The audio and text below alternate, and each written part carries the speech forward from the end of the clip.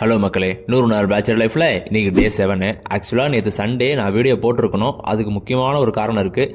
சரி, அதனால் காலையில் மொட்டை மாடிக்கு போயிட்டு இயற்கை காற்று வாங்கலாம்னு சொல்லிட்டு மொட்டை மாடிக்கு போயிட்டு இயற்கை காற்று வாங்கிட்டு இருந்தேன். சரி, அந்த இடத்துல நம்ம கையும் காலம் சும்மா இல்லாத எக்ஸசைஸ் பண்ணிட்டு இருந்தேன். அப்புறம் தான் நம்ம ரொனால்டோ மனசுக்குள்ளே வந்தார். அவரோட சிக்னேச்சர் ஒன்று போட்டு அதுக்கப்புறம் அங்கேருந்து ஒசூர் வியூவை பார்த்துட்டு இருந்தேன்.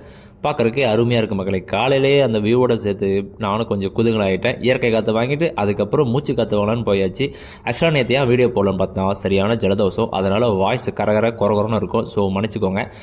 உங்களுக்கு ஜலதோஷமா ஒன்றும் பண்ண வேணாம், நம்மளுக்கு இருக்கோம் ஆண்டவன். அதே மாதிரி தாங்க 2 ரூபா மெந்தோ ப்ளஸில் நம்ம சுடுதண்ணியில் போட்டு ஆவிஸ்மா பிடிச்சா உள்ளக்கிற மூச்சு என்ன பேச்சே வெளியே வந்துடும். அந்த அளவுக்கு சும்மா ஒர்த்து மக்களே ஒர்த்து. அதுக்கப்புறம் ஆவி பிடிச்சதில் வேர்வையாக வந்து உயிரை வாங்கிருச்சு. அதுக்கப்புறம் நெக்ஸ்ட்டு எங்கள் அம்மாவுக்கு ஃபோன் பண்ணி கேட்கும் போது எங்கள் அம்மா சொன்ன ஒரே வைத்தியம், சோறு வடிச்சு கஞ்சியில் மஞ்சள் தூள் போட்டு குடிமாவனே உள்ளகிற சளியெல்லாம் வெளியே வந்துடுறாங்க. உள்ளகிற சளி வெளியே வரத்துக்குள்ள நான் மேலே போயிடுவான் சொல்லிட்டு அதுக்கப்புறம் சாப்பிட்டு ஒர்க்கு கிளம்பியாச்சு மக்களே.